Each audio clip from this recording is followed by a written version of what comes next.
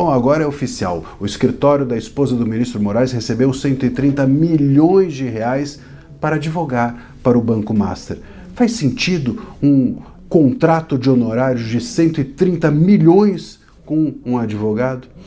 Eu sou André Marcília, advogado, professor de Direito, e vou explicar como é que funciona isso tudo. Mas antes peço que vocês se inscrevam aqui no canal, que vocês também deixem o seu like, porque clicando no joinha o conteúdo é entendido pelo algoritmo como relevante e ele acaba distribuindo para mais pessoas. Bom, é isso. Em 3 anos de atuação para o Banco Master, para o Vorcaro, o escritório da esposa do Moraes recebeu um montante de 130 milhões, 129, quase 130 milhões de reais em 3 anos. Se você pegar 12, 24, 36, dividir esse valor, dá 3,6 milhões por mês. Durante 3 anos, um escritório receber 3,5 milhões por mês para advogar para alguém.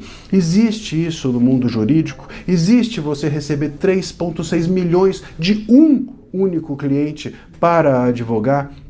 Imagina só como é que é possível você pensar que alguém vai receber 3,5 milhões para ficar peticionando, para conhecer as leis, para orientar um cliente. Isso não existe. É óbvio, é quase intuitivo que dentro desse valor, pelo menos da parte do cliente, a gente não pode, óbvio, acusar ninguém, mas da parte do cliente existe uma premissa, uma expectativa de que esse valor corresponda não apenas ao serviço jurídico, mas a um tipo de interferência política, algum tipo de acesso privilegiado ao STF ou aos ministros, algum tipo de lobby, ou seja o que for. Porque é claro, imagina só se é o serviço, apenas o serviço jurídico de alguém ir lá e redigir uma boa peça, de alguém ir lá e encontrar uma boa jurisprudência, de alguém ir lá e ser um conhecedor de notável saber jurídico, se apenas isso justifica você pagar 3,6 milhões de reais a alguém. Claro que não, mas existe dentro do Brasil,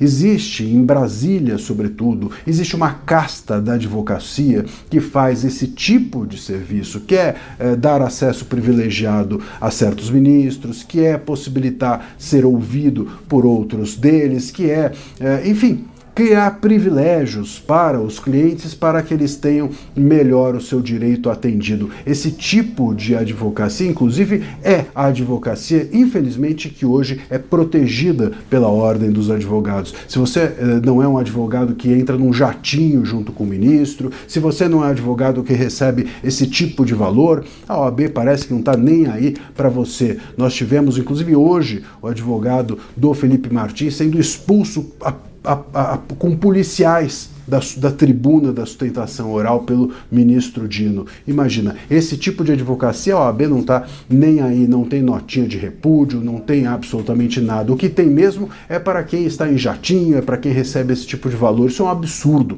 Lamentavelmente, esse tipo de advocacia, que não é ilícita, mas do ponto de vista ético ou moral é questionável, eu aqui estou dizendo o mínimo para ninguém me dizer que eu estou acusando nada, né? É imoral ou antiético. No mínimo, né?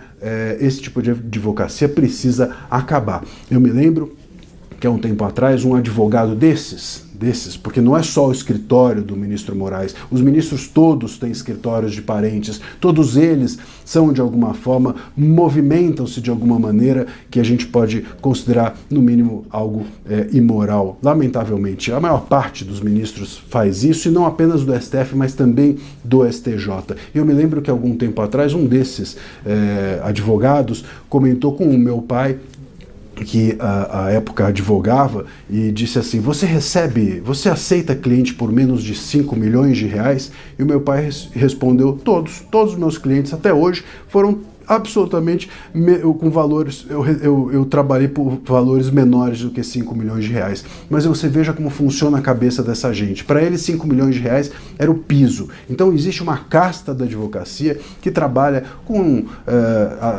embargos auriculares, como a gente diz, não é? Conversa com o ministro, conversa com outro, proporciona acesso e assim vai ganhando esses milhões e milhões, repito, para dizer o mínimo e para não acusar nada nem ninguém. Isso precisa acabar.